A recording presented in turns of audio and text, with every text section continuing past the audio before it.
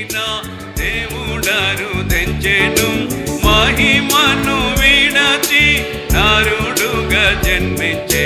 మహిమను విడచి నరుడుగా జన్మించే సిలువలో సాతానును జయించెను సిలువలో సాతానును జయించెను